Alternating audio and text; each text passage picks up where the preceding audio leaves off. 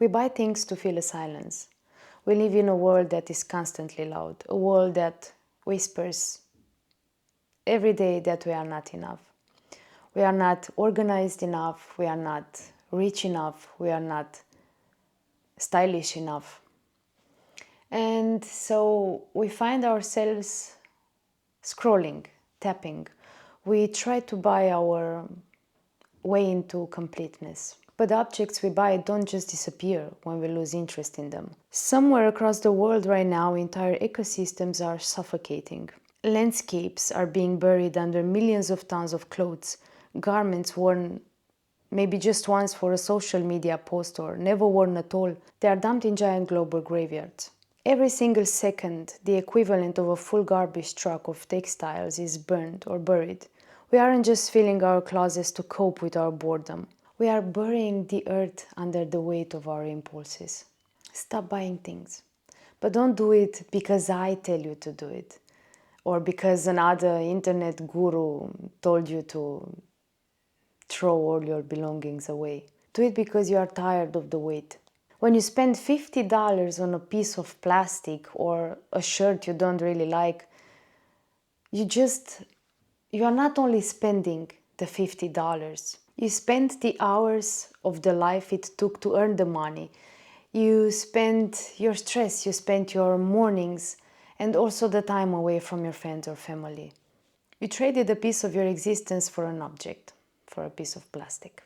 If we are going to make that trade, we have to make sure it's fair. If you are going to spend your hard-earned life, it needs to pass somehow a strict rule. It needs to give you true utility. First, buy things that buy you time. Because time is the most expensive resource that it's been taken away from us every single day.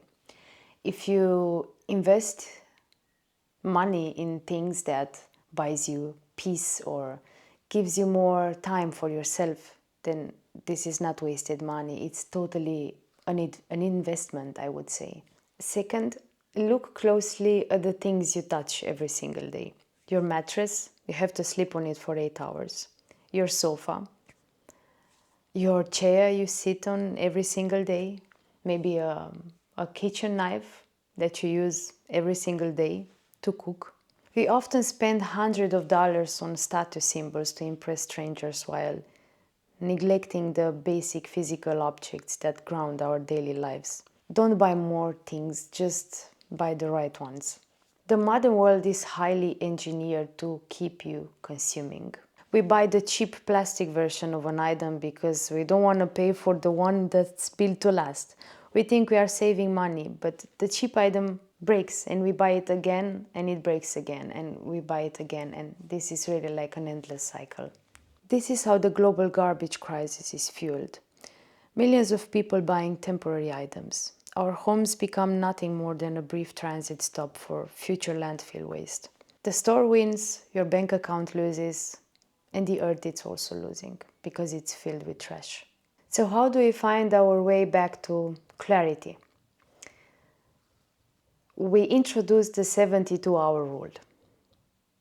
And in 80% of cases, this really works. I mean, it worked for me, so it should work for you as well. At least you have to try it.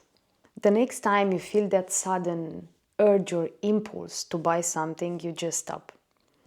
If you are in a store, take a note, write that thing that you think you need or you want and store it in your wallet.